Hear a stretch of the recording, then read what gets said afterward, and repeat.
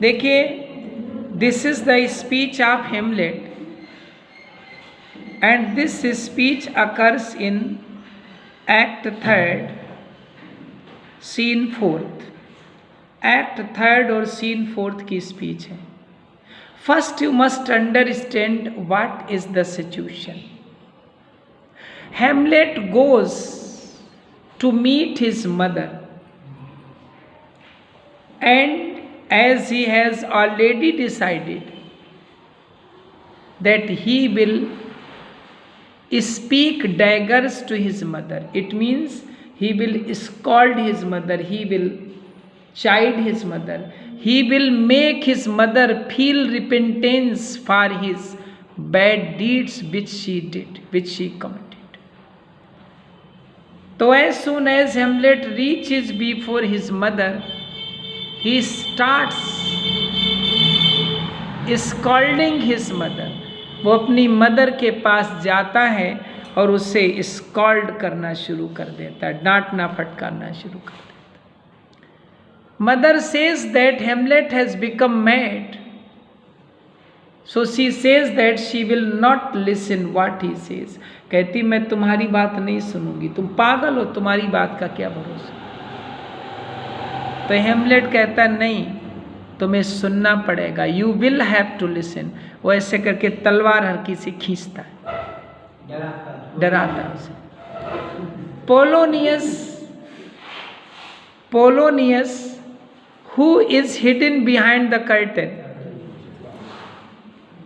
Polonius जो हैं वो पर्दे के पीछे छिपे होते हैं, because he makes a plan to listen this conversation. He at once cries for the help of the queen. हेमलेट पर्दे के ऊपर से ही तलवार मार देता, because he thinks that perhaps king is hidden here.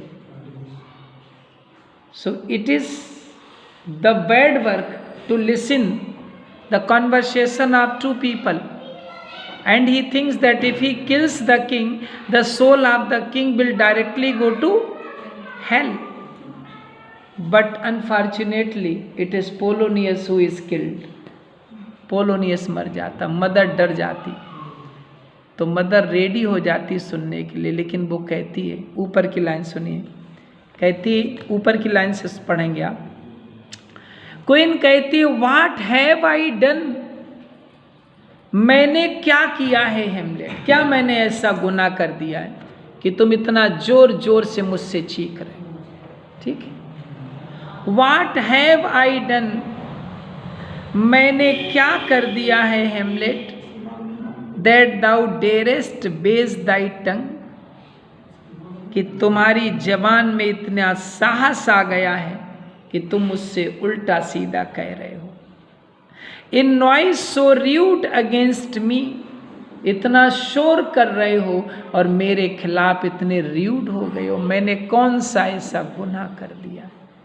तब ये इम्पॉर्टेंट स्पीच है हेमलेट की। अब सुनो जी। हाँ, यस ही नोज, क्योंकि Polonius seeks the permission from the king, then he comes here. King को बता के आता पूरा, किंग को पता है सब कुछ है। तो मदर कहती है मैंने कौन सा ऐसा गुनाह कर दिया है। तब हेमलेट कहता है, बहुत अच्छी स्पीच है। हेमलेट कहता है, सच एन एक्ट, अरे तुमने तो ऐसा काम किया है। आप पूछ रही हो आपने कैसा काम किया। सच एन एक्ट, अरे तुमने तो ऐसा काम किया है, दैट ब्लर्स माने होता है कम करना, द ग्रेस माने सुंदरता, अट्रैक्शन। तुमने तो सुंदरता का जो आकर्षण है उसको कम कर दिया, ऐसा बुरा काम किया।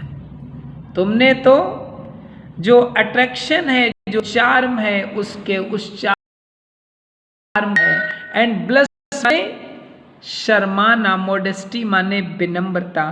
तुमने तो ऐसा काम किया है कि विनम्रता को भी तुमने शर्मा दिया है, विनम्रता को भी आज शर्म आने लगी है तुम्हारे काम को देखकर।